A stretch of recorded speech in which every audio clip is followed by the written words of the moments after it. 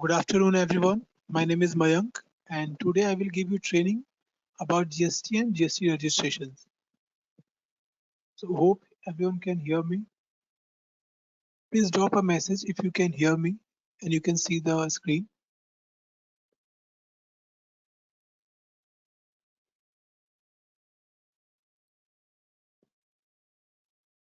Yes, sir. Good afternoon. Yes, yes. So, सबको आवाज आ रही है बेसिकली, राइट? स्क्रीन आप सबको शो हो रहा है?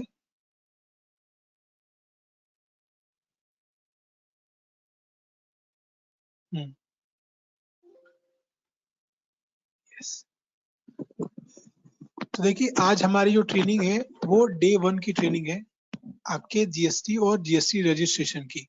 तो मैं सबको ये बताना चाहूंगा कि आज की ट्रेनिंग में हम बेसिक बेसिक बातें करेंगे। लेकिन बेसिक का मतलब ये नहीं कि इंपॉर्टेंट बातें नहीं करेंगे। आज की ट्रेनिंग में हम सारी बेसिक बातें करेंगे। जीएसटी क्या है, कब आया, क्यों आया, पहले जीएसटी से पहले कौन कौन से टैक्सेस हुआ करते थे, टैक्सेस होते कौन कौन से हैं, जीएसटी आने से फायदा क्या हुआ, आईटीसी क्या है, रजिस्ट्रेशन के लिए कौन कौन से डॉक्यूमेंट चाहिए, किसमें रजिस्ट्रेशन कराना होता है। तो ये सारी बातें आज हम डिस्कस करेंगे। जो टैक्सेशन का पार्ट है, जो टैक्स रिलेटेड सर्विसेज का पार्ट है कि रिटर्न कैसे फाइल करेंगे, कौन कौन से डॉक्यूमेंट चाहिए होंगे, कौन कौन से रिटर्न जाते हैं, किसके किसके लिए कौन सा रिटर्न है, उसके बारे में हम कल बात करेंगे। कल की जो ट्रेनिंग है उसके लिए आप लोग रजिस्टर कर लेंगे। रिटर्न फाइलिंग के बारे में हम सेकेंड डे बात करते हैं, यानी कल बात करेंगे। आज हम जीएसटी, जीएसटी रजिस्ट्रेशन, डॉक्यूमेंटेशंस क्या क्या चाहिए, आईटीसी क्या होता है, कौन कौन से जीएसटी में रजिस्ट्रेशन होते हैं, इन सब चीजों के बारे में बात करेंगे।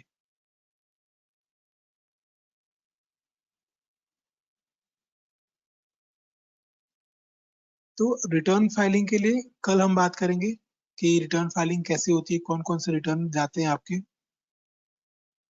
दूसरी चीज कि इट इज वेरी ऑब्वियस कि जब मैं ट्रेनिंग आपको दे रहा हूँ तो आपके मन में क्वेरीज आएंगी, आपको डाउट आएंगे। तो बीच बीच में हम क्वेरीज नहीं ले सकते, इसलिए जब हम सारा टॉपिक कवर कर लेंगे उसके बाद एक एक करके आप अपनी क्वेरीज रेज करिएगा। अभी नोट डाउन कर लीजिए अपनी क्वेरीज, और लास्ट में हम आपके क्वेश्चन आंसर राउंड करेंगे जिसमें सबकी क्वेरीज हम लेंगे। क्लियर है?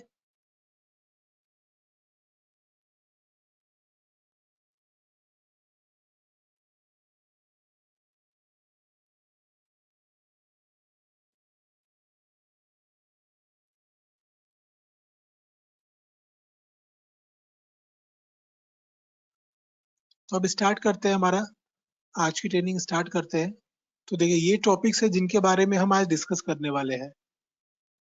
About GST, replacement of GST, import export पे क्या होता है GST, registration and application, ITC, transactions, registration document, rate slabs क्या क्या होते हैं। तो स्टार्ट करते हैं। जब हम, तो हमें क्या दिख रहा है, वन नेशन वन टैक्स।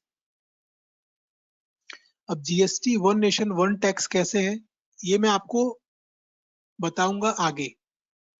यानी कि जब मैं आपको बता दूंगा वन नेशन वन टैक्स कैसे है जीएसटी, तो मैं दोबारा इसी पेज पे आऊंगा। ठीक है? अब क्वेश्चन आता है, व्हाट इज जीएसटी? जीएसटी क्या है? तो जीएसटी है गुड्स एंड सर्विसेज टैक्स। क्या है? लिखना चाहते हैं तो प्लीज लिखते रहिए, आप लोग स्क्रीनशॉट भी ले सकते हैं। जीएसटी है गुड्स एंड सर्विसेज टैक्स। अब गुड्स क्या होता है? तो सर, गुड्स होते हैं आपके प्रोडक्ट्स, वो प्रोडक्ट्स जो फिजिकल फॉर्मेट में अवेलेबल होते हैं। लाइक लैपटॉप है आपका, चार्जर है, प्रिंटर है, आपका सेलफोन है, आप जिस चेयर पे बैठे हैं। तो ये चीजें क्या हो गई, ये चीजें हो जाती हैं आपकी गुड्स, आपके प्रोडक्ट्स। फिर सर्विसेज क्या है? सर्विसेज लाइक मैं रेस्टोरेंट में जाता हूँ, किसी होटल में जाता हूँ, मैंने फूड ऑर्डर किया। अब वहां पे वेटर क्या करते हैं, वो फूड लाके मेरे टेबल तक सर्व करते हैं। हम लोग बोलते हैं ना कि सेल्फ सर्विस है या फिर सर्विस प्रोवाइड करते हैं, वही सर्विस। वो फूड जब मेरे टेबल तक सर्व कर रहे हैं तो मेरे को सर्विस दे रहे हैं, तो उसको कहते हैं सर्विस। अब मुझे कहीं जाना है, मैंने क्या किया, एक कैब बुक कर ली मैंने।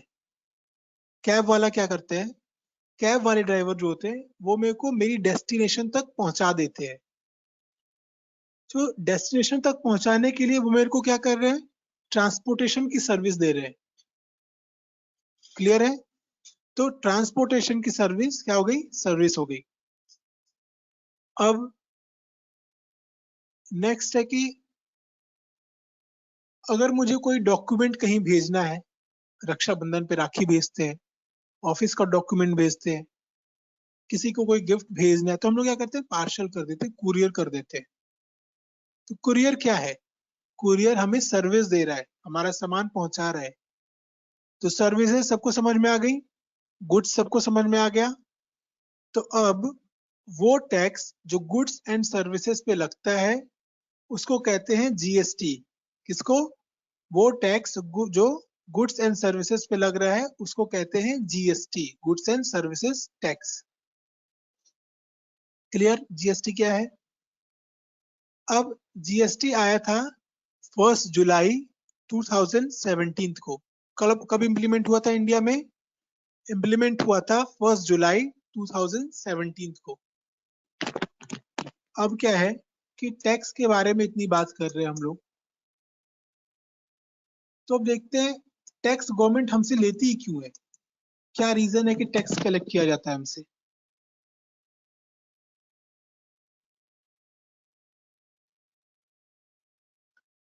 तो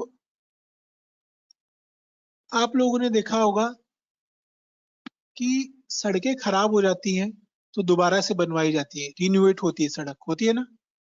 कहीं सड़कें हैं ही नहीं, वहां पे नई सड़कें बन रही हैं, रोड बन रहा है, स्ट्रीट लाइट लग रहा है, कैमरास लग रहे हैं, सरकारी स्कूलों में बच्चों को मिड डे मील दी जा रही है। आप गवर्नमेंट हॉस्पिटल में जाते हैं तो दवाइयों की फैसिलिटीज, डॉक्टर की फैसिलिटीज,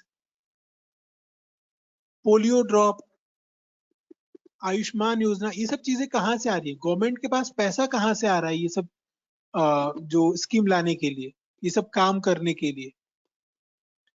तो सर आप जो टैक्स पे कर रहे हैं वो टैक्स अमाउंट ही जो है, जो आपसे टैक्स गवर्नमेंट कलेक्ट कर रही है, वही फंड वो रेज करती है कंट्री के वेलफेयर के लिए, सिटीजन्स के वेलफेयर के लिए। अब समझ में आता है कि क्यों टैक्स ले रहे हैं। जो हो रहा है, आपका सड़कें बन रही है, कैसे बन रही हैं, क्योंकि आपसे टैक्स कलेक्ट कर रहे हैं और वही फंड रेज करके यूज करते हैं हमारी कंट्री और इकोनॉमी या फिर हमारे जो सिटीजन्स हैं उनके वेलफेयर के लिए। क्लियर? अब टैक्स होते कितने तरीके के हैं?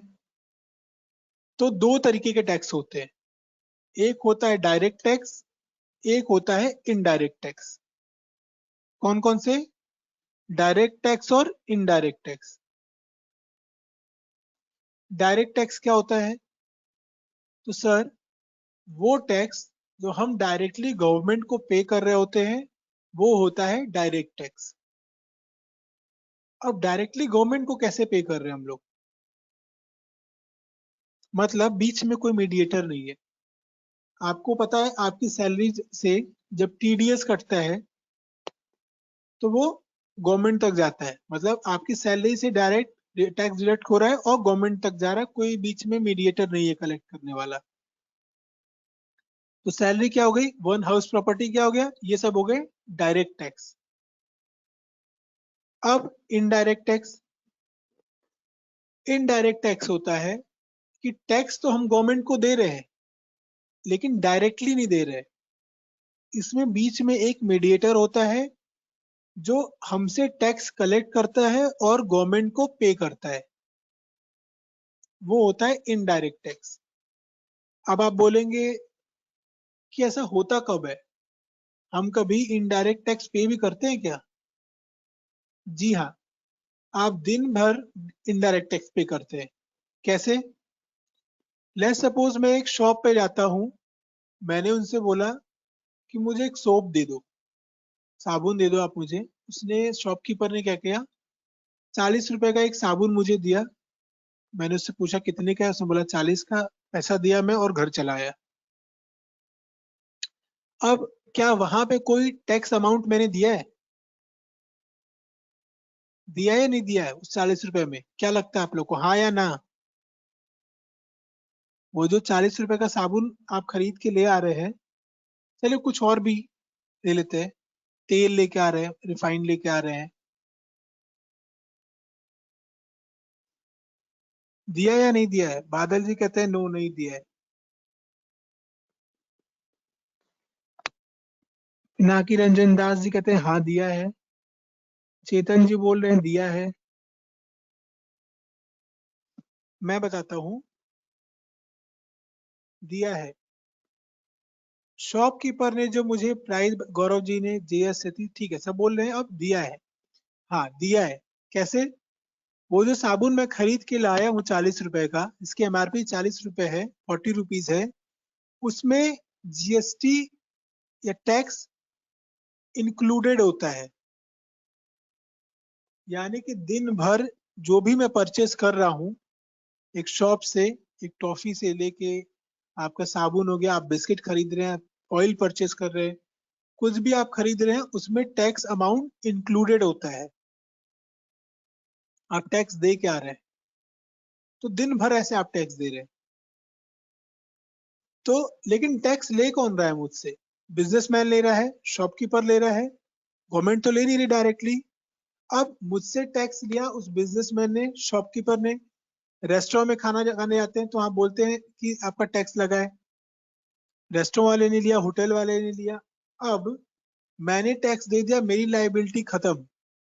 अब होती है उस बिजनेसमैन या उस शॉपकीपर की लाइबिलिटी कि वो टैक्स हमसे कलेक्ट करके गवर्नमेंट तक पेड कर रही है, कर रहा है। ठीक है? इसमें क्या हुआ, एक मीडिएटर है बीच में। कौन? हमारा शॉपकीपर, हमारा बिजनेसमैन, जो हमसे टैक्स कलेक्ट कर रहा है और गवर्नमेंट तक पे कर रहा है। तो इसलिए ये कैसा हो गया, इनडायरेक्ट टैक्स हो गया। समझ में आता है सबको? तो देखिए, अब मेरे को बताइए, जीएसटी जो है डायरेक्ट टैक्स है या इनडायरेक्ट टैक्स है? फटाफट से बताएंगे, क्या लगता है? जीएसटी इनडायरेक्ट टैक्स है, डायरेक्ट टैक्स है? आंसर देंगे? पिनाकी जी बोलते हैं इनडायरेक्ट टैक्स है, जीएस सेटी इनडायरेक्ट। मनीष जी बोल रहे हैं इनडायरेक्ट है। बागल जी इनडायरेक्ट। सब सही जवाब दे रहे हैं। चरणजीत सिंह जी, चेतन जी इनडायरेक्ट, अनुराग जी, शैलेंद्र सिंह इनडायरेक्ट। सबका जवाब सही है। क्यों इनडायरेक्ट है? क्योंकि डायरेक्टली गवर्नमेंट तक नहीं जा रहा है। कौन ले रहा है? बिजनेसमैन और शॉपकीपर। तो जीएसटी क्या हो गया, इनडायरेक्ट टैक्स हो गया। सैलरी से तो कट नहीं रहा जीएसटी। अब आज हम जो भी बातें करेंगे, जो भी टॉपिक डिस्कस करेंगे, वो इनडायरेक्ट टैक्स के बारे में होगा। ठीक है? समझ में आता है? अब सर, जब हम जाते हैं जीएसटी में रजिस्ट्रेशन लेने, तो दो ऑप्शन मिलता है हमें। या तो आप कॉम्पोजिशन स्कीम में रजिस्ट्रेशन ले सकते हैं, या फिर आप रेगुलर में रजिस्ट्रेशन ले सकते हैं। कौन सा? कॉम्पोजिशन और रेगुलर। तो पहले कॉम्पोजिशन की बात करते हैं। देखिए, कॉम्पोजिशन और रेगुलर जो है बहुत बड़ा टॉपिक है। आज हम बेसिक बातें करेंगे कॉम्पोजिशन और रेगुलर के बारे में। जो कल वाली आपकी ट्रेनिंग होगी, टैक्स वाली ट्रेनिंग होगी, उसमें हम बात करेंगे ज्यादा कॉम्पोजिशन के फायदे क्या है, नुकसान क्या है रेगुलर में। तो देखिए, कॉम्पोजिशन कौन करा सकता है? अगर आप एक रेस्टोरेंट है, तीन कैटेगरी है, ध्यान से सुनेंगे या लिख सकते हैं। अगर आप एक रेस्टोरेंट है, अगर आप एक मैन्युफैक्चरर है, या एक आप स्मॉल ट्रेडिंग कंपनी है, तीनों में से कोई भी है, और आपका पूरा बिजनेस जो है उसका टर्नओवर 1.5 करोड़ या उससे कम है, तो आप कंपोजिशन स्कीम में रजिस्ट्रेशन ले सकते हैं। क्या बोला मैंने? रेस्टोरेंट, मैन्युफैक्चरर और स्मॉल ट्रेडिंग कंपनी है, और आपका बिजनेस का टर्नओवर 1.5 करोड़ या उससे कम है, तो आप कंपोजिशन स्कीम में रजिस्ट्रेशन ले सकते हैं।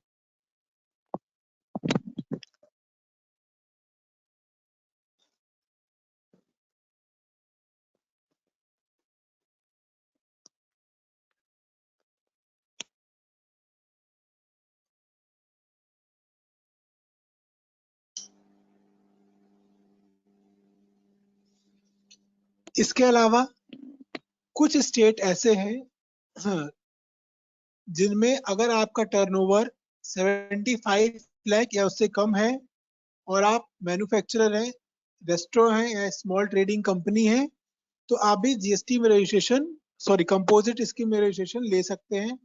कौन कौन से स्टेट?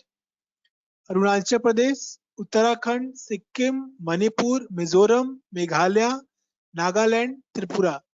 अगर आप इनमें से कोई एक है और आपका टर्नओवर 75 लाख या उससे कम है, तो आप भी कंपोजिशन स्कीम में रजिस्ट्रेशन ले सकते हैं। क्लियर होता है? अब देखिए, मैंने आपको जो 3 बताया कैटेगरी, उसमें से अगर आप देखेंगे कि सर्विस कौन प्रोवाइड कर रहा है, तो वो है केवल रेस्टोरेंट। केवल रेस्टोरेंट ही है जो सर्विस प्रोवाइडर है। तो मतलब और जो सर्विस प्रोवाइडर है उनको परमिशन नहीं थी पहले कंपोजिशन स्कीम में रजिस्ट्रेशन लेने का। लेकिन बाद में गवर्नमेंट जो है वो एक नोटिफिकेशन लेके आती है, जिसमें क्या है कि अगर आप अदर सर्विस प्रोवाइडर हैं, यानी रेस्टोरेंट के अलावा भी आप कोई सर्विस प्रोवाइड कर रहे हैं, तो आप भी जीएसटी में रजिस्ट्रेशन, कंपोजिट स्कीम में रजिस्ट्रेशन ले सकते हैं। लेकिन आपका जो टर्नओवर है वो 50 लाख या 50 लाख से कम का होना चाहिए। क्लियर? अदर सर्विस प्रोवाइडर है और आपका टर्नओवर 50 लाख या उससे कम है, तो आप जीएसटी में रजिस्ट्रेशन ले सकते हैं। अब बात करते हैं रेगुलर की। सर, अगर आपका टर्नओवर, आपके बिजनेस का टर्नओवर 40 लाख या उससे ज्यादा है, तो आपको रेगुलर में रजिस्ट्रेशन लेना है। ठीक है? कब? 40 लाख या उससे ज्यादा है तो रेगुलर में रजिस्ट्रेशन आपको लेना है। अगर आप ऑनलाइन बिजनेस कर रहे हैं, अगर आप एक स्टेट से दूसरे स्टेट में बिजनेस कर रहे हैं, अगर आप इंपोर्ट एक्सपोर्ट का बिजनेस कर रहे हैं, तो आपको रेगुलर में रजिस्ट्रेशन लेना है। क्लियर हो गया? अब कुछ स्टेट ऐसे भी हैं जैसे अरुणाचल प्रदेश, सिक्किम, मिजोरम, नागालैंड, उत्तराखंड, त्रिपुरा, मेघालय। इसमें अगर आपका टर्नओवर 20 लाख या उससे ज्यादा है, तो आपको जीएसटी में रजिस्ट्रेशन लेना पड़ जाएगा, यानी रेगुलर में। इनमें से आप कोई भी है स्टेट में और आपके बिजनेस का टर्नओवर 20 लाख से ज्यादा है, तो आपको जीएसटी में रेगुलर में रजिस्ट्रेशन लेना पड़ेगा।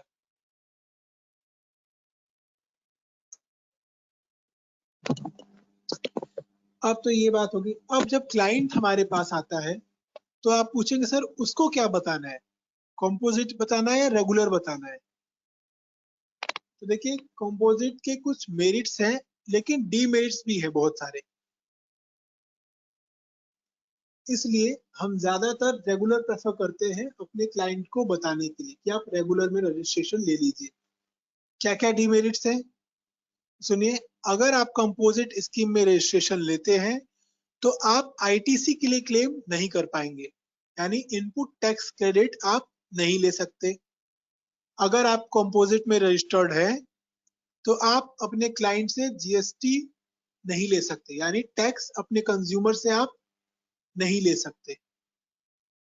इसके अलावा अगर आप कंपोजिट में रजिस्टर्ड है, आप ऑनलाइन बिजनेस नहीं कर सकते, आप एक स्टेट से दूसरे स्टेट में बिजनेस नहीं कर सकते, आप इंपोर्ट एक्सपोर्ट का बिजनेस नहीं कर सकते अगर आप कंपोजिट में है। तो ये सारे डिमेरिट्स हैं कंपोजिट के। लेकिन रेगुलर में ऐसा कोई भी रेस्ट्रिक्शंस नहीं है। ऑनलाइन बिजनेस कर सकते हैं, इंपोर्ट एक्सपोर्ट भी कर सकते हैं, एक स्टेट से दूसरे स्टेट में भी बिजनेस कर सकते हैं, आईटीसी के लिए भी क्लेम कर सकते हैं, आप अपने क्लाइंट से टैक्स भी ले सकते हैं। तो ये डिफरेंस है रेगुलर और कंपोजिट में। और देखते हैं क्या क्या डिफरेंस है दोनों के बीच में। तो अगर आप कंपोजिट स्कीम में रजिस्टर्ड हैं, तो आपको क्वार्टरली रिटर्न फाइल करना होता है। क्वार्टरली मतलब 3 महीने में एक बार। यानी कि अभी फरवरी चल रहा है, तो मैं कौन कौन सा रिटर्न फाइल करूंगा?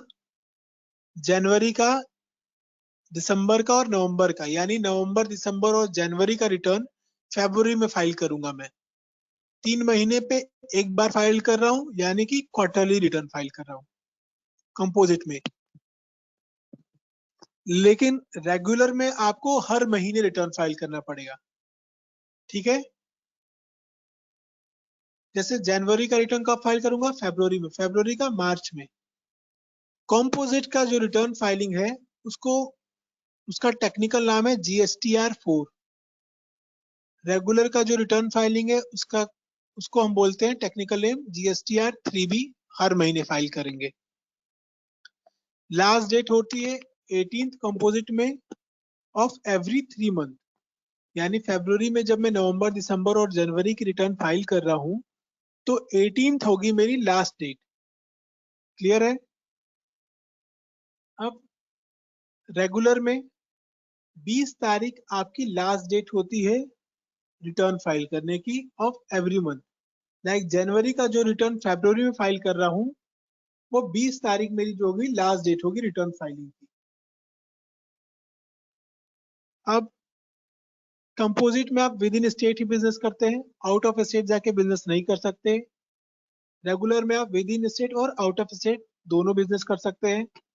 आईटीसी के लिए क्लेम नहीं कर सकते कंपोजिट में, आईटीसी के लिए क्लेम कर सकते हैं रेगुलर में। ये होते हैं डिफरेंसेस। अब देखते हैं कि गुड्स एंड सर्विस टैक्स का रजिस्ट्रेशन कराते हैं तो हमें कैसा नंबर मिलता है, जीएसटीएन नंबर जो हम बोलते हैं वो कैसा होता है। तो देखिए ऐसा होता है हमारा जीएसटीएन नंबर, ऐसा दिखता है। स्टार्टिंग के 2 डिजिट जो है वो होते हैं आपके स्टेट कोड के, यानी जो भी आपका स्टेट कोड है वहां से लेते हैं हम, उत्तराखंड या हिमाचल, बोथ। संजय आनंद जी, बोथ।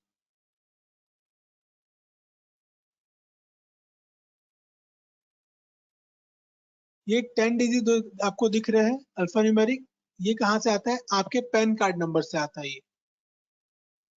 ये आपके पैन कार्ड से आता है। यहाँ 1 शो हो रहा है। अगर इस जीएसटी नंबर पे, इस पैन कार्ड पे आप एक जीएसटी रजिस्ट्रेशन ले रहे हैं तो यहाँ 1 आएगा। इसी पैन कार्ड पे जो दूसरा जीएसटी लेंगे आप, यहाँ 2 आएगा। इसी पैन कार्ड पे आप थर्ड जीएसटी रजिस्ट्रेशन लेते हैं तो यहाँ 3 शो होता है। तो मतलब क्या है, एक पैन कार्ड पे कई जीएसटी रजिस्ट्रेशन आप ले सकते हैं अलग अलग नाम के बिजनेस का।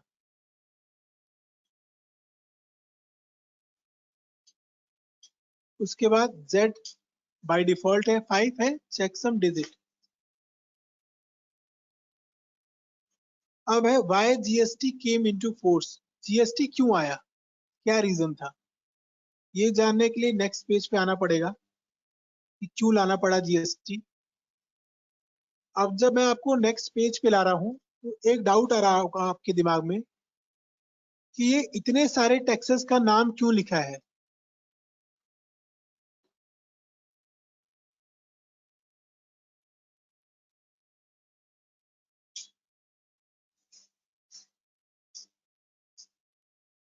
मोहन जी, आपकी एक क्वेरी है कि नाइट शिफ्ट में काम करते हैं, 10 days training videos offline so that I can learn.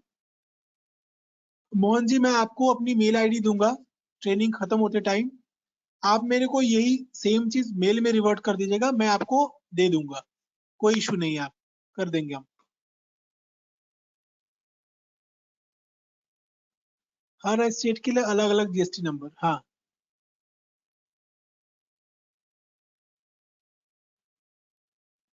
Most welcome Mohan ji. अब सेंट्रल रिवाइज और स्टेट रिवाइज दिख रहा है मुझे। सेंट्रल रिवाइज में देखता हूँ तो 8 टैक्सेस का नाम लिखा है, स्टेट रिवाइज में देखता हूँ 7 टैक्सेस का नाम लिखा हुआ है। तो इतने सारे टैक्सेस क्यों? क्योंकि प्रोडक्ट या सर्विस तो मैं मार्केट में एक ही परचेस करने जाऊंगा। अगर मैं सर्विस एक ले रहा हूँ, प्रोडक्ट भी एक ही परचेस कर रहा हूँ, तो इतने सारे टैक्सेस क्यों देने पड़ रहे हैं मुझे? ऑब्वियस क्वेश्चन है। तो यही प्रॉब्लम थी कि सर्विस और प्रोडक्ट आप एक खरीदते थे, टैक्सेस इतने सारे देने पड़ते थे। स्टेट में देखेंगे तो VAT and sales, entertainment tax, purchase tax, luxury tax, taxes on lottery and gambling, central में additional excise duty, central sales tax, service tax, additional custom duty, special additional duty, central excise duty. So इतने सारे taxes देने पड़ते थे आपको। दूसरा क्या problem होता था कि अब एक ही प्रोडक्ट पे अलग अलग टैक्सेस लगते थे। तो क्या हो रहा है, टैक्स पे टैक्स लग रहा है। इसका मतलब कोई एक चीज मैं जो खरीद रहा हूं उस पे अलग अलग टैक्सेस लग गए, तो वो प्रोडक्ट महंगा हो जाता था जब तक कंज्यूमर तक पहुंचता था, क्योंकि सेंट्रल के स्टेट अलग, स्टेट के अलग, और अलग अलग टैक्सेस भी है। कंप्लाइंसेस बहुत सारे थे, सबका रिटर्न भी फाइल करना होता होगा। उसके बाद होता क्या था, क्योंकि रेट स्लैब अलग अलग है टैक्सेस के, दिल्ली में आप कोई प्रोडक्ट परचेस कर रहे हैं तो आपको डिफरेंट प्राइस से मिल रहा है, यूपी में डिफरेंट प्राइस पे, महाराष्ट्र में डिफरेंट प्राइस पे। मतलब कहीं सस्ता मिल रहा है, कहीं आपको महंगा मिल रहा है। क्यों? क्योंकि रेट स्लैब्स अलग अलग है। तो ये भी एक प्रॉब्लम थी कि एक ही प्रोडक्ट या सर्विस अलग अलग स्टेट में टैक्सेस डिफरेंट होने की वजह से अलग अलग मिलता था। इसी वजह से इनको रिप्लेस करके ले आया गया GST, goods and services tax. अब क्या है, एक ही टैक्स है आपके पास, गुड्स एंड सर्विसेज टैक्स, यही आपको पे करना है, बाकी सारे टैक्सेस हटा दिए गए।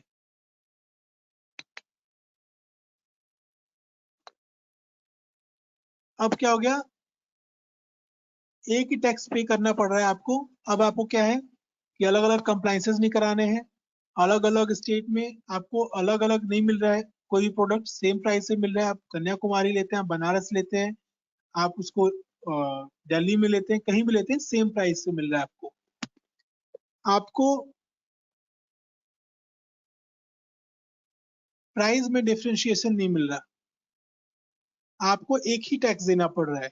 तो ये फायदे हैं जीएसटी आने के।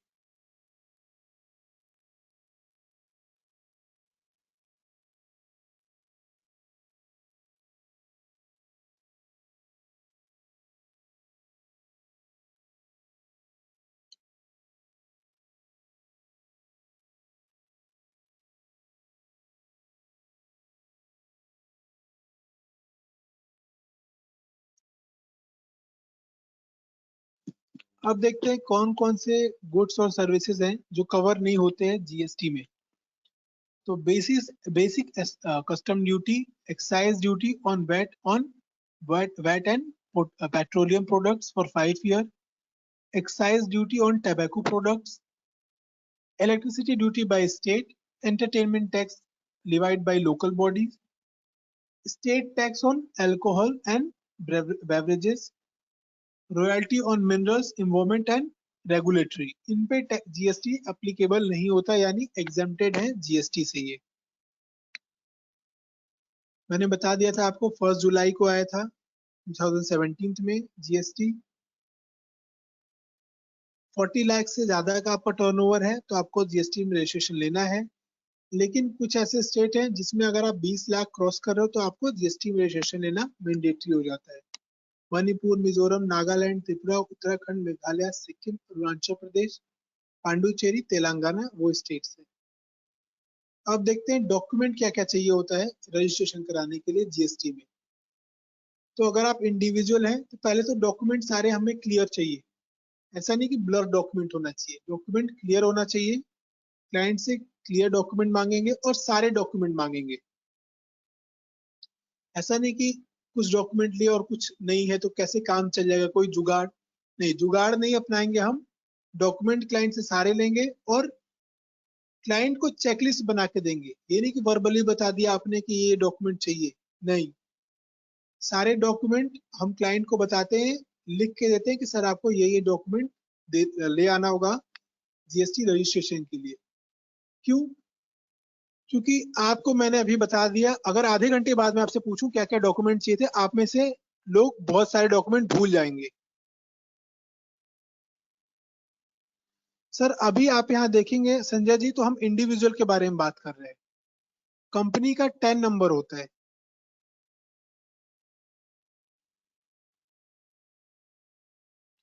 ओरिजिनल डॉक्यूमेंट ही सेल्फ अटेस्टेड फोटो कॉपी करके डॉक्यूमेंट हम लेते हैं, स्कैन कॉपी डॉक्यूमेंट।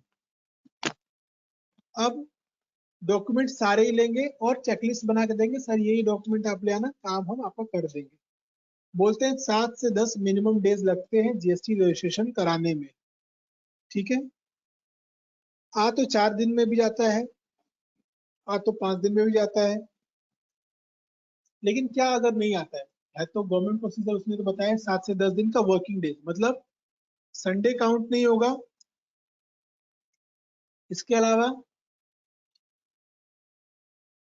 15 अगस्त, 26 जनवरी, होली, दिवाली ये काउंट नहीं होते हैं। तो मिनिमम 7 to 10 वर्किंग डेज में आपका जीएसटी आ जाएगा। कुछ लोग का 4 दिन में आ जाता है, तो वो इसको कहते हैं लॉ हो गया। नहीं, आना आ जाता है 4 दिन में, विच इज गुड, लेकिन मैक्सिमम डेज हम क्लाइंट को बताते हैं ताकि वो हमारे ऊपर न चढ़ जाए कि सर ये तो 4 दिन हो गया, अभी आया क्यों नहीं मेरा। और डॉक्यूमेंट क्लियर होना चाहिए। डॉक्यूमेंट में भी अब बात करते हैं, अगर आप इंडिविजुअल हैं यानी आप अकेले बिजनेस कर रहे हैं तो क्या क्या डॉक्यूमेंट चाहिए। पैन कार्ड, आधार कार्ड, ट्रेड नेम क्या होता है। मेरा नाम मयंक है, मैंने अपनी एक कंप्यूटर की का बिजनेस खोला है, उसका नाम मैंने रख दिया मयंक एंड कंप्यूटर्स। तो वो क्या हो गया, मेरा ट्रेड नेम हो गया। मैं प्रोडक्ट क्या क्या दे रहा हूँ, सर्विसेज क्या दे रहा हूँ, उसका description. Lease agreement, no objection certificate होता है एनओसी, जहाँ पे आपका लैंडलॉर्ड लिख के देता है कि आप उसके प्रॉपर्टी पे बिजनेस कर रहे हैं और उसको ये बात पता है और उसको कोई ऑब्जेक्शन नहीं है उससे। इसका ड्राफ्ट हम आपको देते हैं, आप तक दिया जाता है, तो उसके लिए परेशान होने की जरूरत नहीं है। इलेक्ट्रिसिटी बिल, इलेक्ट्रिसिटी बिल आपका 2 या 3 महीने पुराना ही होना चाहिए। ऐसा नहीं कि 6 महीने पुराना इलेक्ट्रिसिटी बिल दे रहे हैं, 2 से 3 महीने पुराना, इससे ज्यादा पुराना नहीं चलेगा। Passport size photograph, mobile number, email ID and property paper, ये डॉक्यूमेंट रिक्वायर होते हैं।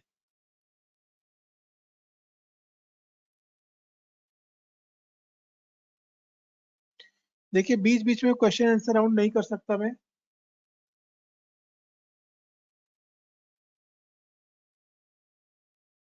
सर 10 रुपए के स्टैम्प पेपर में भी एनओसी बना सकते हैं, लेकिन कई बार होता है कि बैठे तो वहां लोग ही होते हैं हमारे और आपके ऐसे, उन्होंने रिजेक्ट कर दिया, तो हम एक सेफ्टी के लिए क्या करते हैं 100 रुपए का स्टैम्प पेपर ले लेते हैं, वरना 10 वाले पे भी हो जाता है।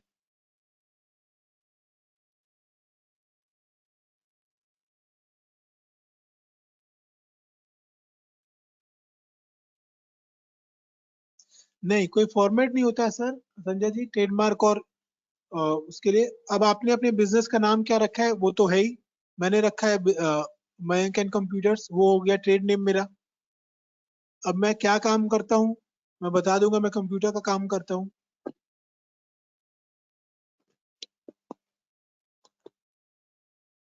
प्रॉपर्टी पेपर आपके जो कुछ भी है वो आपको देना होता है सर।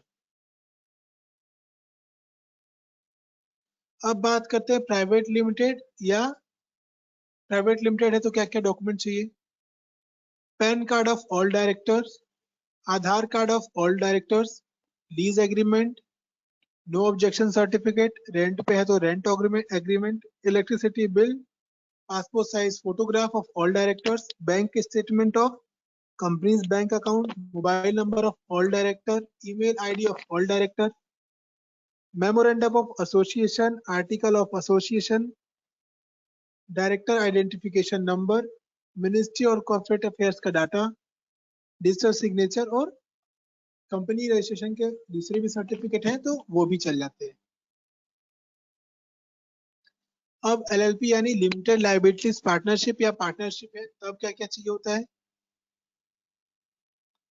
तो PAN card of all partners, Aadhaar card of all partners, partnership deed, lease agreement, rent pay है तो rent agreement, no objection certificate, electricity bill, passport size photograph of all partners, bank statement of organisation, mobile number of all partner, email ID of all partner, partnership registration certificate issued by state government, digital certificate यानी कि DSC authorize of authorized signatory।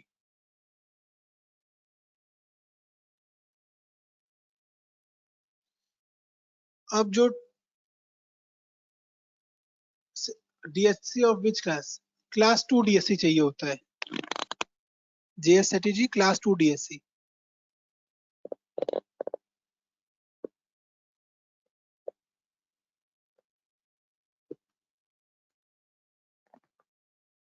हाँ जी, सबका GST registration कर सकते हैं।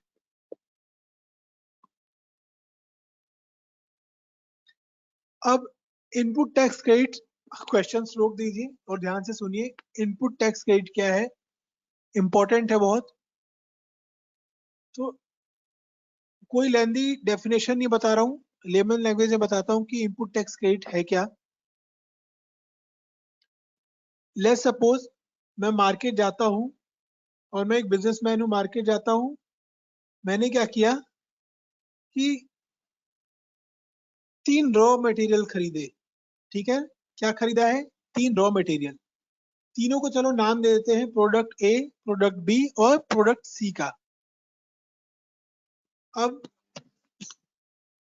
जब मैं product ए यानी रॉ मटेरियल ए खरीदता हूं तो मुझे 100 रुपए का टैक्स देना पड़ता है। कितना? 100 रुपए का टैक्स। देखिए, प्राइस के बारे में बात नहीं कर रहा हूं कि कितने का है, कितना टैक्स देना पड़ रहा है उस प्राइस पे, बस इसकी बात कर रहा हूं मैं। तो रॉ मटेरियल ए जब खरीदा है, प्रोडक्ट ए जब खरीदा है तो 100 रुपए टैक्स दिया है। जितना भी अमाउंट था उसमें 100 रुपए टैक्स। प्रोडक्ट बी जब खरीदा है तो 130 रुपए दिया है टैक्स अमाउंट। प्रोडक्ट सी जब खरीदा है तो 120 रुपए टैक्स दिया है। तो ये तीनों raw material A B C मिला के मैंने 350 रुपए पूरे टैक्स दिया है और मैं तीनों रॉ मटेरियल खरीद के आ जाता हूं। यहां तक क्लियर?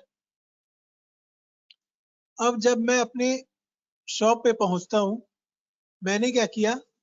जैसे सपोज मैं कपड़े खरीद के लाया था, कपड़ा खरीद के लाया था, क्लोथ्स, कुछ धागे, सुई, ये सब चीजें खरीद के लाया था। और मेरे जो एम्प्लॉयज हैं उनको मैं बोलता हूँ एक टी शर्ट बनाने के लिए। टी शर्ट बनाते हैं, उससे मेहनत करते हैं, उस पे लोगो लगाते हैं वो लोग, उसके बाद नाम उसको देते हैं अपनी कंपनी का। फिर मैं वही टी शर्ट जो मैंने ए बी सी प्रोडक्ट खरीदा था उसी का टी शर्ट बना के मैं मार्केट में ले जाता हूँ और उसको 2000 की प्राइस पे बेचता हूँ।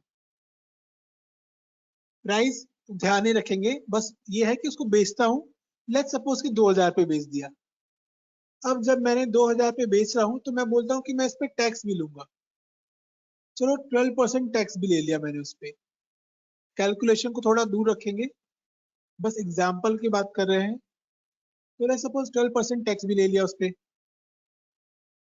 अब अगर मैं टैक्स ले रहा हूँ तो अपनी जेब में तो रखूंगा नहीं, गवर्नमेंट को देना पड़ेगा। तो क्या होता है कि लेट्स सपोज कि 450 रुपए टैक्स बन रहे हैं, टैक्स लाइबिलिटी दोबारा से, जब मैं यही प्रोडक्ट जो मैं टी शर्ट बनाई है उसको बेच रहा हूँ। तो कितना लाइबिलिटी बन रही है? 450 रुपए।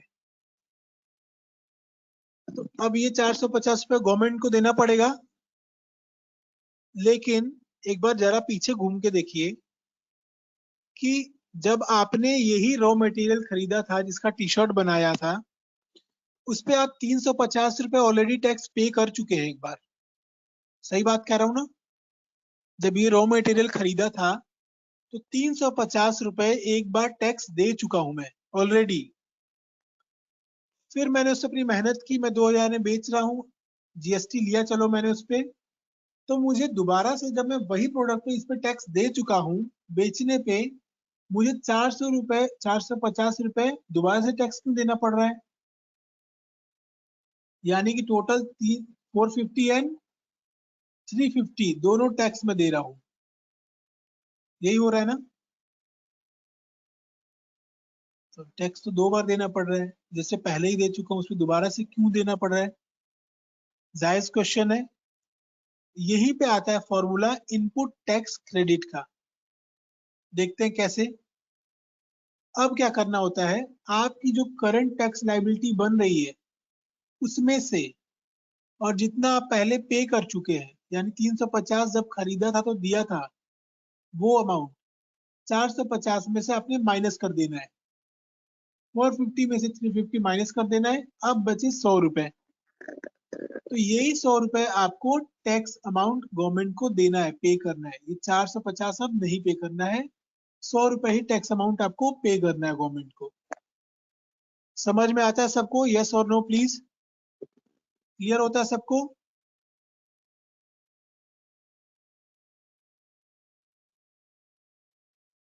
Manish ji okay, very good. Ravi Yadav ji yes, good. Repeat again, हाँ रिपीट तो मैं करूंगा एक बार और। Chetan ji yes yes. Krishna Tiwari ji yes. Yes Shetty okay. तो देखिए रिपीट करता हूँ, मैं गया मार्केट में, मैंने 3 रॉ मटेरियल खरीदे, 100 रुपए, 130 और 120 रुपए का टैक्स दे के आ रहा हूं मैं। टोटल टैक्स अमाउंट कितना हो गया? 350 रुपए। मतलब टैक्स दे दिया, जो आप भी करते हैं कि परचेस किया है तो टैक्स दिया है। तो कितना टैक्स दिया? 350 रुपए टैक्स दिया। अब रॉ मटेरियल का टी शर्ट बनाया, मार्केट में बेचूंगा तो ऑब्वियसली प्रॉफिट पे बेचूंगा। प्रॉफिट पे जब मैंने उसको सेल किया तो मैंने उस पे 11% जीएसटी भी लिया, लेट्स सपोज। तो जब मैंने जीएसटी लिया तो जीएसटी अमाउंट गवर्नमेंट को पे भी करना पड़ेगा। जीएसटी लिया है तो गवर्नमेंट को भी तो देना पड़ेगा, अपने जेब में तो रखेंगे नहीं। अब जीएसटी कितना बन गया मेरा? 450 रुपया दोबारा से। अब एक बार आप सोच के देखिए, उसी टी शर्ट पे जब रॉ मटेरियल था वो, तो आप 350 रुपये पहले ही टैक्स पे कर चुके हैं। दोबारा से आपको 450 रुपये टैक्स पे करना पड़ रहा है। फायदा क्या है फिर? 2 बार टैक्स क्यों देंगे सेम प्रोडक्ट पे? एक ही प्रोडक्ट पे 2 बार टैक्स लूं मैं आपसे? गलत है। तो अब यहाँ आता है इनपुट टैक्स क्रेडिट, यानी कि अब आपको क्या करना है, टोटल टैक्स लायबिलिटी कितनी बन रही है, जितनी भी बन रही है, लेट्स सपोज 450 बन रही है, और उस पर कितना पे कर चुका हूँ? 350 रुपए। 450 में से 350 माइनस करता हूँ, 100 रुपए बचता है। अब यही 100 रुपए मुझे टैक्स देना पड़ेगा। यही है इनपुट टैक्स क्रेडिट, यानी कि इसको क्लेम कर लेते हैं हम 350 100 रुपए। पिनाकी रंजन दास जी समझ में आ गया आपको?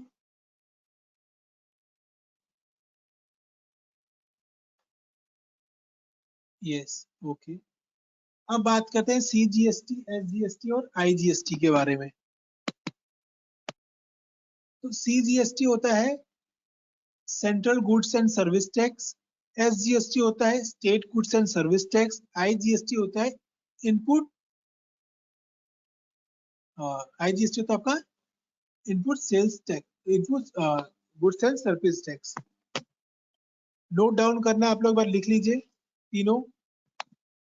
SGST it's state goods and service tax, CGST central goods and services tax, IGST integrated goods and services tax. अब समझते हैं सीजीएसटी, एसजीएसटी और आईजीएसटी क्या होता है।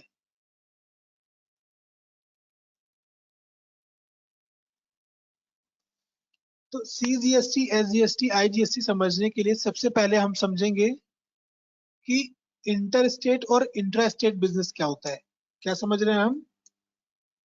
INTRA, इंट्रा स्टेट बिजनेस क्या होता है, और इंटर स्टेट बिजनेस क्या होता है, ये समझेंगे हम। बहुत इजी है, बहुत इजी। इंट्रा स्टेट क्या होता है बताता हूँ, बस नाम याद रखना आपको, इंटर स्टेट और इंट्रा स्टेट। इंट्रा स्टेट क्या होता है? इंट्रा स्टेट होता है विद इन स्टेट। मतलब अगर आप विद इन स्टेट बिजनेस कर रहे हैं तो उसको कहते हैं इंट्रा स्टेट बिजनेस। मतलब विद इन स्टेट मतलब एक ही स्टेट में बिजनेस कर रहे हैं, यानी आप दिल्ली में हैं, कहाँ है? दिल्ली में, और आप दिल्ली में ही बिजनेस कर रहे हैं, तो उसको बोलते हैं इंट्रा स्टेट बिजनेस। क्या बोलते हैं? Intra state. अब यूपी में है और यूपी में ही बिजनेस कर रहे हैं, तो उसको क्या कहते हैं? Intra estate business.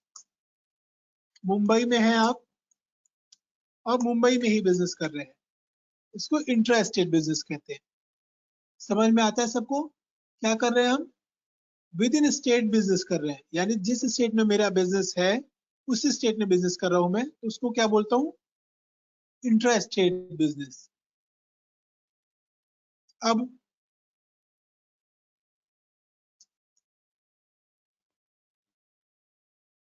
Inter state क्या हो गया फिर? इंटर स्टेट होता है आउट ऑफ स्टेट बिजनेस।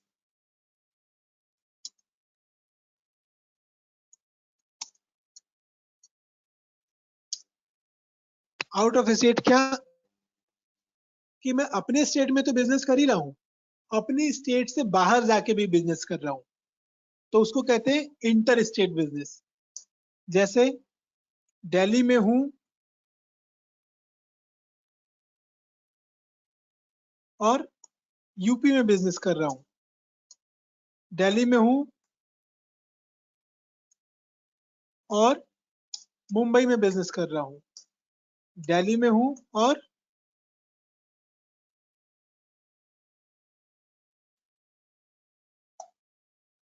क्या कर रहा हूं मैं? हरियाणा में बिजनेस कर रहा हूं। तो मैं क्या कर रहा हूं? अपने स्टेट से बाहर जाके बिजनेस कर रहा हूं, तो उसको बोलते हैं इंटर स्टेट बिजनेस। होप सबको समझ में आ गया? यस नो, यस नो बताएंगे जल्दी जल्दी। समझ में आ गया सबको? इंटर स्टेट और inter state? Yes yes yes yes, सबको समझ में आ गया? चलिए बहुत अच्छे। अब अब बात करते हैं सीजीएसटी, एसजीएसटी और आईजीएसटी की। देखिए, अगर आप इंटर स्टेट बिजनेस कर रहे हैं, यानी विद इन स्टेट बिजनेस कर रहे हैं, दिल्ली में है दिल्ली में ही बिजनेस कर रहे हैं, यूपी में है यूपी में ही बिजनेस कर रहे हैं, तो आपको दो टैक्सेस देने पड़ते हैं। कौन कौन से? CGST plus SGST.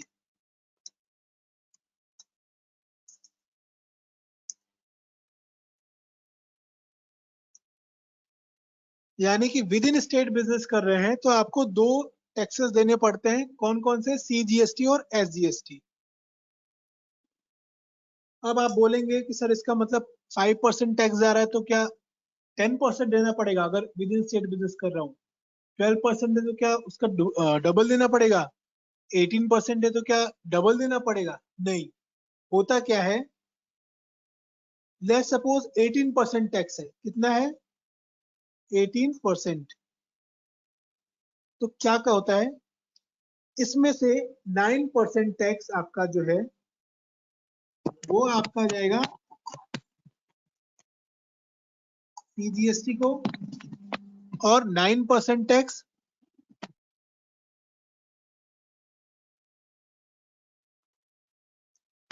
आपका जाएगा एसजीएसटी को। बात समझ में आई? देना तो आपको 18% ही है। देना अगर 5% लग रहा है तो 5% ही है, 12% लग रहा है तो 12% ही देना है, 18 लग रहा है तो 18 ही देना है। होता क्या है, आप जो टोटल टैक्स देते हैं 18%, 5% या 12% या 28%, उसमें से हाफ चला जाता है सीजीएसटी को, हाफ चला जाता है एसजीएसटी को। कब? अगर आप विद इन स्टेट, मतलब इंट्रा स्टेट बिजनेस कर रहे हैं तब। समझ में आ गया सबको? प्लीज यस नो कर दीजिए।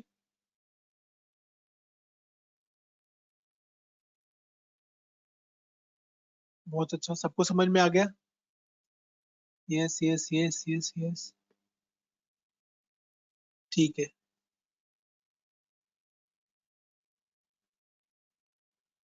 अब इंटर स्टेट में क्या होता है, यानी कि एक स्टेट से बाहर निकल के दूसरे स्टेट में बिजनेस कर रहा हूँ तब क्या होगा? यानी दिल्ली में हूँ यूपी में जाके बिजनेस कर रहा हूँ, दिल्ली में हूँ मुंबई में जा रहा हूँ, हरियाणा में बिजनेस कर रहा हूँ, तब क्या होता है?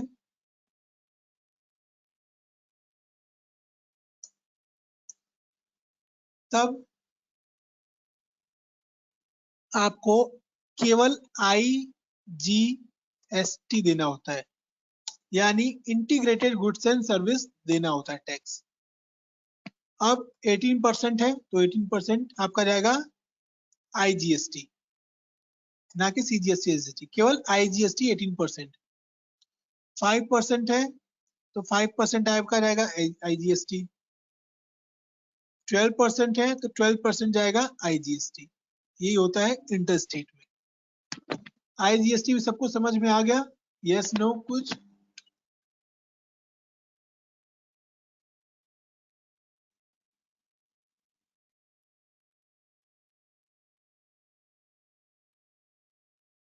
बाकी लोगों को समझ में आया?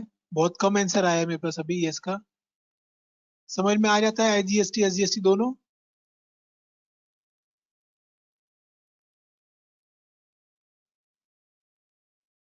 चलिए, सबको समझ में आ गया। अब देखिए, आप लोग बोलेंगे इनवॉइस कैसा होता है।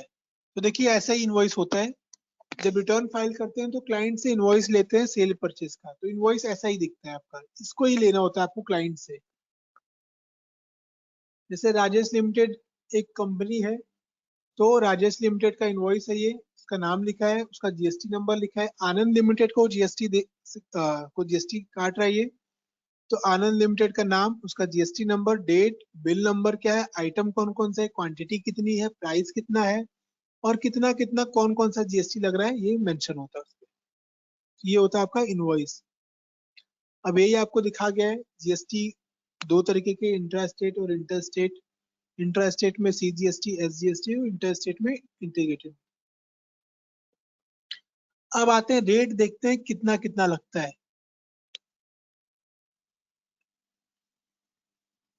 तो देखिए, 0% टैक्स लगता है आपका कब? एग्रीकल्चर गुड रिलेटेड गुड्स में। और 0.25% लगता है आपका रूट डायमंड्स में टैक्स। 5% टैक्स लगता है priority goods and common use item में। 28% टैक्स लगता है A rated drinks, luxury car, cigarettes में। 12% लगता है आपका रेसिडुअल और स्टैंडर्ड रेट्स में। 3% टैक्स लगता है आपका gold, precious stone and intimated jewellery में। सर्विसेज में देखते हैं 0% कहाँ लगता है tax? Non AC rail fare, metro, local train, hotel with daily tariff rupees less than 1000, services relating to calculative plants and animal husbandry, इसमें 0% टैक्स लगता है। 5% कहाँ लगता है? Transportation of good by rail, rail fare other than non AC class, cab, economy airfare, print media add, 5%। 12% कहाँ लगता है? Airfare other than economy class, food, drinks, non AC restaurant, restaurant non heavy liquor licence, hotel with daily tariff rupees 1000 and above but less than rupees 2000। 18% कब लगता है? Food, drink in AC restaurant, outdoor catering restaurant having liquor license, hotel with daily tariff rupees 2000 and above but less than rupees 7500। 28% कब लगता है? Amusement facilities, food, drink, AC restaurant in 5 star और above rated hotels, hotel with daily tariff of rupees 7500 and above। अब बात आती है import export licence में। तो देखिए, एक्सपोर्ट के केस में क्या होता है? इंपोर्ट एक्सपोर्ट सबको समझ में आता है। एक कंट्री से दूसरी कंट्री में अगर आप कुछ सेल कर रहे हैं, प्रोडक्ट और सर्विस, तो एक्सपोर्ट होता है। वहां से कुछ परचेज कर रहे हैं तो होता है इंपोर्ट। एक्सपोर्ट के केस में क्या होता है? अगर आप अपनी कंट्री से दूसरी कंट्री में कुछ सेल कर रहे हैं, तो आप कहीं ना कहीं रिवेन्यू जनरेट कर रहे हैं। कैसे? आप फॉरेन करेंसी इंडिया में लेके आ रहे हैं, तो इंडिया की इकोनॉमी को ग्रोथ करने में आप हेल्प कर रहे हैं जब आप एक्सपोर्ट कर रहे हैं। तो इसलिए आपको एक्सपोर्ट के केस में कुछ डिडक्शन मिलती है, आपको एग्जम्पशंस मिलती है टैक्सेशन से।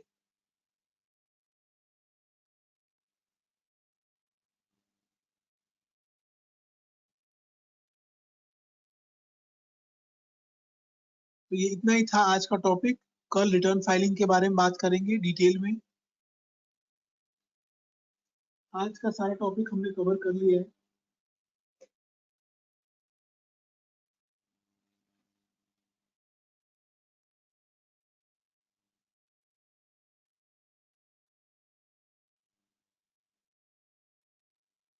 इनवॉइस मैंने आपको सर दिखाया, सेल परचेज इनवॉइस होता है, उस पे जब आपको बिल होता है, बिल समझ में आता है सर?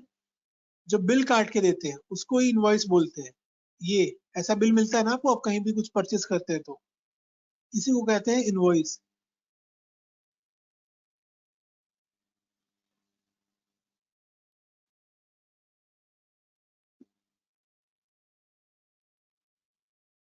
आप कोऑर्डिनेट करेंगे सर? अनुराग जी आप कोऑर्डिनेट करेंगे?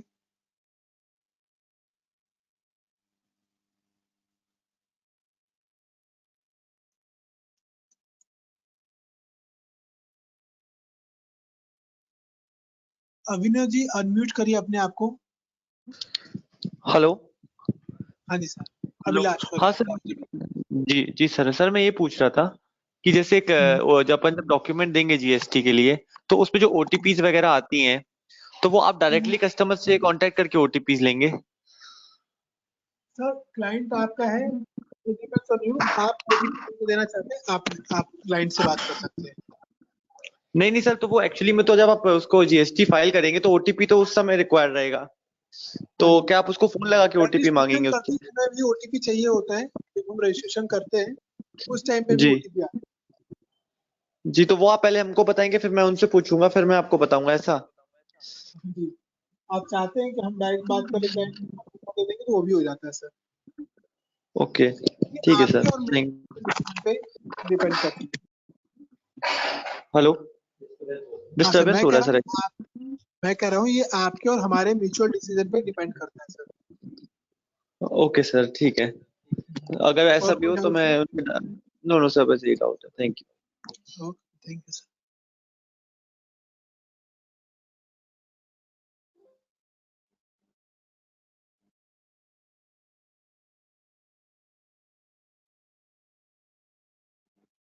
शुभांगी पवार जी आपने हैंड रेज किया है, अनम्यूट है आप। क्लासेस के लिए क्या क्लासेस के हेलो लिए क्या टैक्स? हेलो। Hello hello. हाँ जी बताइए अपना क्वेश्चन।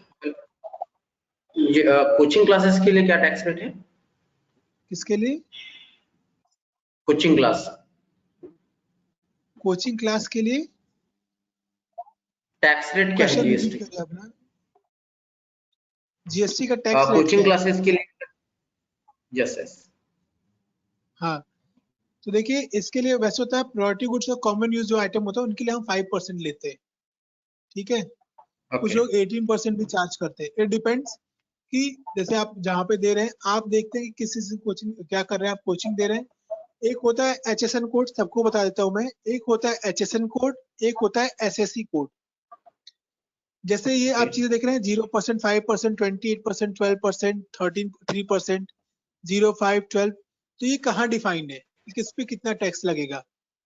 यस तो यस यस। एचएसएन कोड होता है गुड्स के लिए यानी प्रोडक्ट्स के लिए।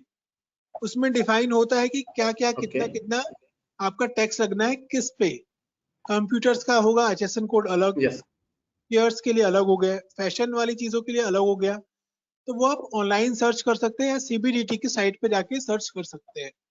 ऐसी सर्विसेज आती हैं, ओके तो सर्विसेज के लिए कौन सी सर्विसेज पे कितना कितना टैक्स लगता है वो आप जाके एसएससी कोड में आप सर्च कर सकते हैं, क्योंकि बहुत सारे हैं सर।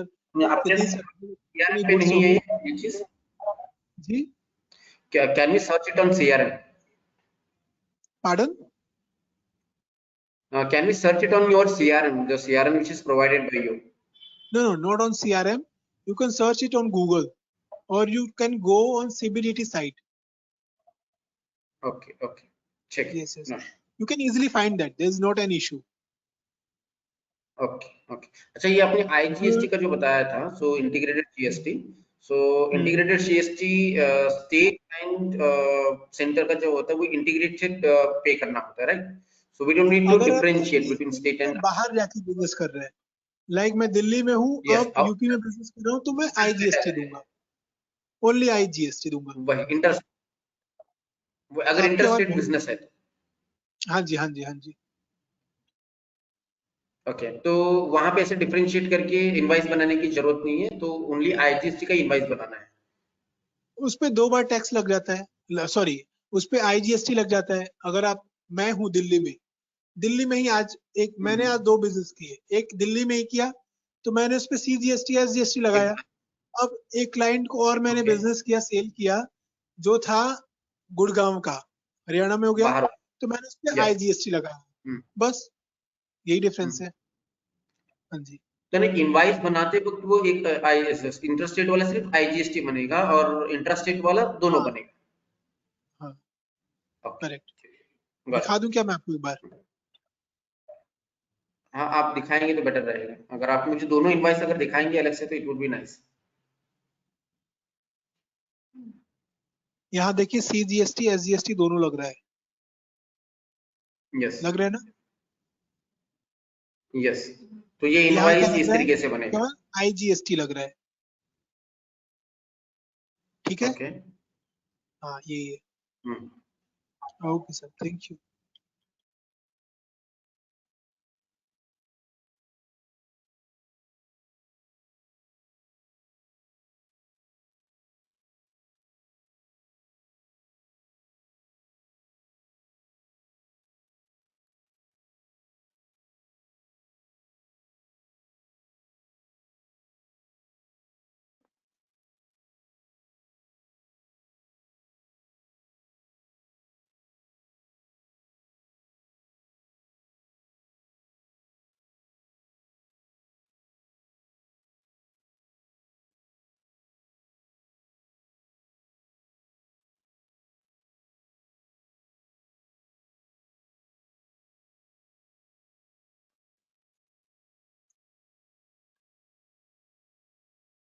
बादल जी आप अनम्यूट हैं, please unmute yourself. Hello sir, good afternoon. Good afternoon sir. जी जी सर, मेरा ऐसा क्वेश्चन सर, जो अगर मानो एक सेक्शन 8 वाला कंपनी रजिस्टर है और वो अपनी सर्विसेज प्रोवाइड करती है, different types of services provide करती है, तो उस केस में हम हाँ, मैंने उनको आपका कैसे? क्वेश्चन देखा था और मैंने आंसर किया था, हाँ जीएसटी ले सकते हैं आप, लेना पड़ेगा, हाँ, लेना है, हाँ, तो क्योंकि जो वो भी इनवॉइस हो गई कंपनी। इनवॉइस जो रहते हैं, हाँ सर, मुझे जो इनवॉइस जो रहते हैं, तो वो इनवॉइस किस टाइप में कैसे जनरेट होते हैं एज अ सर्विस? अगर कुछ सर्विसेज देते हो आप या फिर कुछ सर्विस से कुछ काम करवा रहे हो तो? सिमिलर, सब कुछ सिमिलर ही होता है सर, बस ये होता है टैक्सेशन पे काफी छूट मिल जाती है आपको। ओके। और सर, जब वो सर्विसेज दे रहा है तो उस सर्विसेज के लिए वो कहीं से कुछ कुछ खरीद के ला रहा है, तो वो भी उसमें एज अ जीएसटी इंक्लूड करना पड़ता है जब हम फाइलिंग वगैरह रिटर्न करते हैं तब? हाँ जी हाँ जी। तो ये सब वो ध्यान में रखना जरूरी चीज है, दोनों भी? दोनों ही, सेल और परचेस दोनों ही। हाँ, कहीं से भी मतलब एज अ परचेस करते सर्विस हैं के लिए तो भी? अपना, हाँ कहीं से भी, हाँ सर्विस के लिए भी, कहीं भी कुछ भी हम सर्विस से परचेस करते हैं तो उससे इनवॉइस लेंगे, उसका नंबर लेंगे, दोनों चीज। Okay sir, thank you sir. Thank you sir. आपने तो पहले भी क्लासेस दी है ना, हाँ आपको सर, मैं, पहचान हो बादल, सब आगे, हाँ हाँ, हाँ, यस यस आपसे यस पहले सर, ही बात मैं हुई अभी काम भी चालू कर दिया है उसके ऊपर। है। Okay sir. तो अभी थोड़ा स्ट्रांगली क्लाइंट को हैंडल कैसे कर पाएंगे हम खुद के एंड दैट से, इज तो गुड। उसके लिए फिर वापस से ट्रेनिंग है। हाँ दैट इज गुड। नहीं मैं पहचान रहा हूँ, मैंने ओके नाम सर, देख के पहचान रहा हूँ। Yes sir, thank you.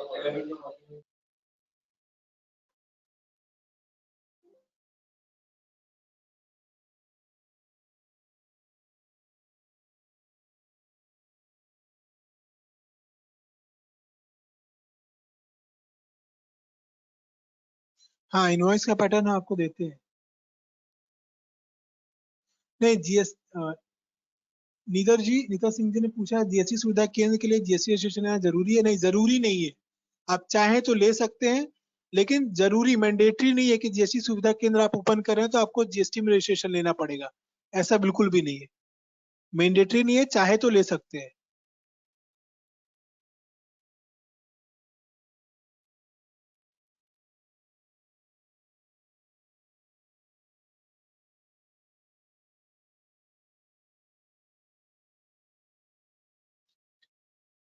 अभिषेक माथुर जी, आपने हैंड रेस किया है, अनम्यूट करेंगे अपने आप को। हाँ जी सर, नमस्कार, कैसे हैं आप? नमस्कार सर, बढ़िया, आप बताइए। बस बढ़िया जी। अच्छा, मेरे को ये हाँ जी पूछना था कि जो ये आपने एक इंट्रा स्टेट बताया और एक इंटर स्टेट बताया, तो जो SGST होता है और GST प्लस SGST, ये लगता है इंट्रा स्टेट में, CGST, और SGST with in state. IGST inter एक स्टेट से बाहर स्टेट जाके कर रहे हैं तो IGST, हाँ, वो इंटीग्रेटेड मतलब गुड्स। जो इंटर स्टेट हो गया उसमें IGST लगता है।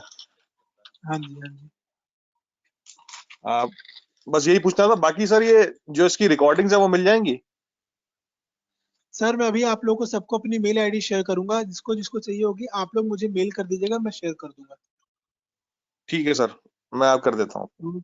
Okay sir, thank you. Okay. Anshul ji, आपने हैंड रेस किया है, अनम्यूट योरसेल्फ।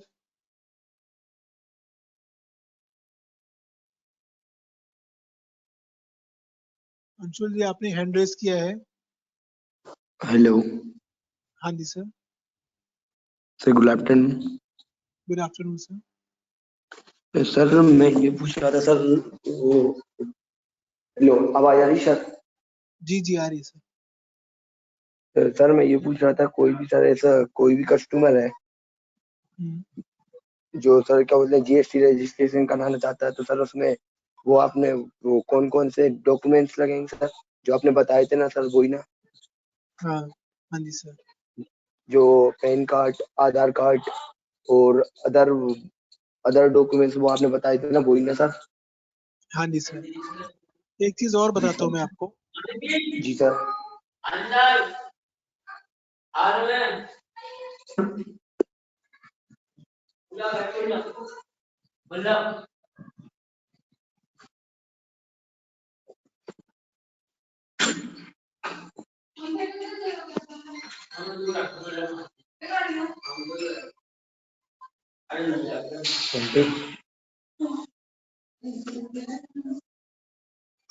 ये सबके लिए है, सब लोग ध्यान से देखेंगे।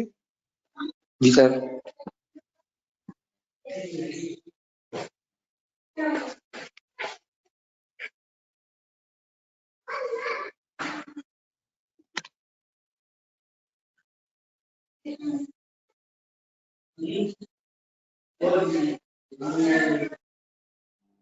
देखिए, क्लाइंट आपके पास आता है तो बहुत ऑब्वियस जी सर। क्वेश्चन है कि डॉक्यूमेंट जी पूछेगा तो आपको हमेशा याद नहीं रह सकता है ना।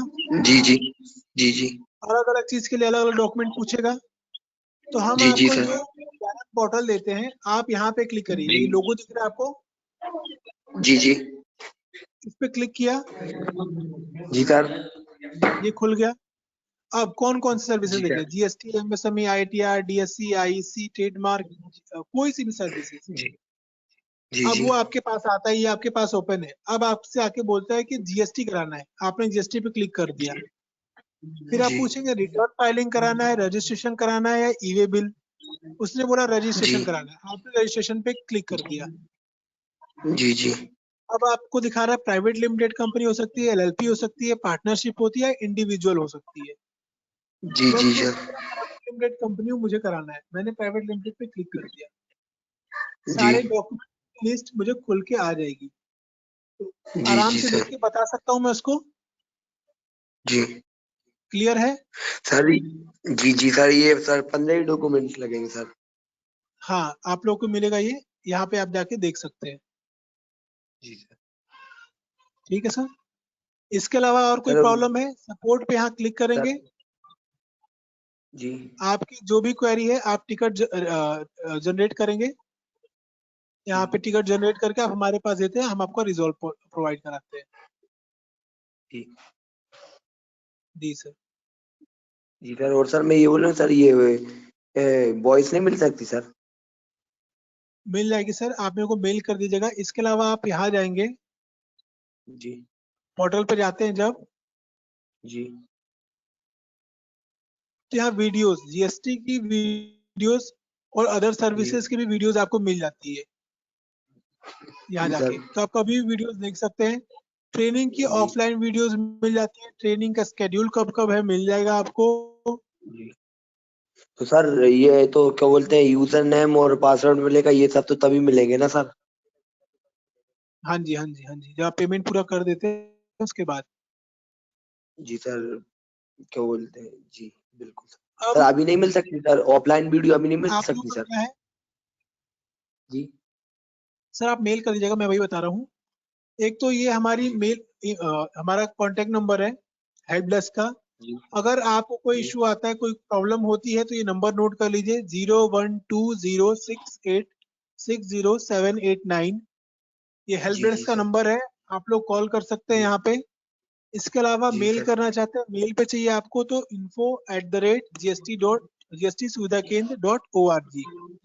आपको जी सर। मुझसे कोई क्वेरी है, कोई क्वेश्चन है, या आपको जी। ऑफलाइन वीडियो चाहिए, तो आप मुझे यहाँ पे मेल कर दीजिए mayank.tiwari@gstsuvidakendraorg।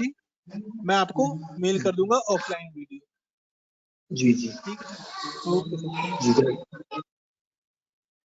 तो आप लोग मेल आईडी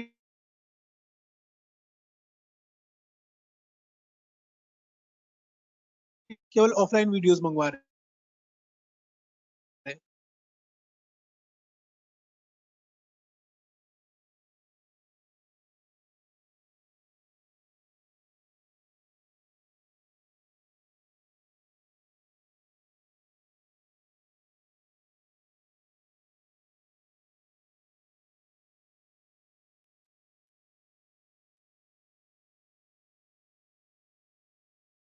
ठीक? हाँ हाँ सर, बताइए अपना क्वेश्चन। जीएसटी फाइलिंग हेलो, फिर उसके बाद तो उसको इनवॉइस मेंटेन करके रखना पड़ेगा आपकी आवाज आ नहीं रही है। क्या है ना, तो वो हम उसको देंगे सर, कस्टमर को देंगे। हाँ, कस्टमर को इनवॉइस देना पड़ता है, हेलो, कॉपी देना है, कॉपी दे सकते देवी पवार जी, हैं। आप कस्टमर जो भी वो हिंदी में बहुत सारी चीजें बेचेगा। आपस में बात कर रहे हैं, बेचेगा उसको तो वो मैं म्यूट कर रहा हूँ उनको। देखिए, नाम किसी का गलत प्रोनाउंसिएट हो सकता है। मैसेज तेंगी मोलो जी, आपका आपने हैंड रेज किया, म्यूट कर रहा हूँ आपको। तेगी मोलो, if I am pronouncing wrong name, please pardon. You are on mute, please ask your question. आपका क्वेश्चन क्या है?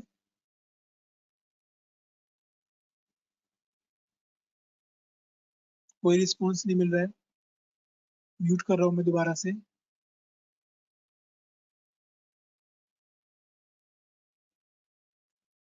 बस इतने लोगों ने हैंड रेज किया था, सबका क्वेश्चन ले लिया हमने।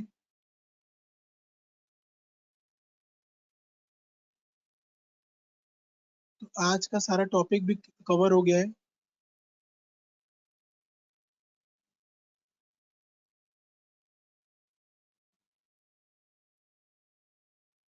तो आपका आज का सारा क्वेश्चन आंसर टॉपिक सब कुछ हमने डिस्कस कर लिया है। आप लोगों ने होप की स्क्रीनशॉट ले लिया है कॉन्टेक्ट नंबर, मेल आईडी का और मेरी मेल आईडी का। अब नेक्स्ट मीटिंग में मिलते हैं, नेक्स्ट ट्रेनिंग में मिलते हैं। तब तक के लिए thank you for your time.